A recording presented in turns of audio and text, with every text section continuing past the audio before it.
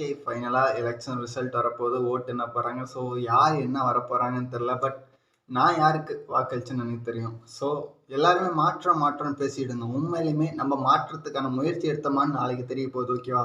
So யார் யார் மாற்றங்கிற பேரில் இந்த நாட்டை ஏமாற்றிட்டு இருந்தீங்க, ஸோ என்னென்ன பண்ண போகிறீங்க, என்ன பண்ணியிருக்கீங்க நாளைக்கு தெரியும். ஏன்னா இந்த எலெக்ஷனுங்கிறது வந்து ஒரு போட்டி கிடையாது. ஓகே, 6 அடிச்சா வின் பண்ணிடலாங்கிறதுக்கு நம்ம கையில் இருக்கக்கூடிய ஒரு ஓட்டு. ஸோ நம்ம எடுக்கக்கூடிய முயற்சியில் தான் ஜெயிக்க வைக்க முடியும். மாற்றம்னா நம்மளால தான் நிகழும். ஸோ அப்படிங்கிறப்போ எத்தனை பேர் நம்ம அண்ணனை ஏமாத்துனீங்க, எத்தனை பேர் கூட நின்றுருக்கீங்க நாளைக்கு தெரிஞ்சிடும். ஓகேவா? ஸோ அப்படிங்கிறப்போ யாரெல்லாம் டிவிக்கு ஓட் போட்டிங்களோ மறக்காமல் நம்மளோட கமெண்ட் செக்ஷனில் ஒரு ஹார்ட் போட்டுருங்க. ஸோ நாளைக்கு ரொம்ப எக்ஸைட்மெண்ட்டாக இருக்குது. ஒரு 12th எக்ஸாம் எழுதிட்டு ரிசல்ட் நாளைக்கு வரப்போகுதுன்னு சொல்கிறப்ப எந்த அளவுக்கு ஒரு ப்ரெஷர், ஒரு எக்ஸைட்மெண்ட், என்ன நடக்குமோ அந்த ஒரு ஆர்வம் இன்னைக்கு தெரியுது. ஸோ அப்படிங்கிறப்போ ஏன்னா சின்ன குழந்தையில இந்த இன்டர்நேஷ்னல் லெவல் வரைக்கும் இந்த தமிழ்நாட்டு எலெக்ஷன் பேசுகிறாங்கன்னா அது காரணம் நம்ம விஜயண்ணா மட்டும்தான்.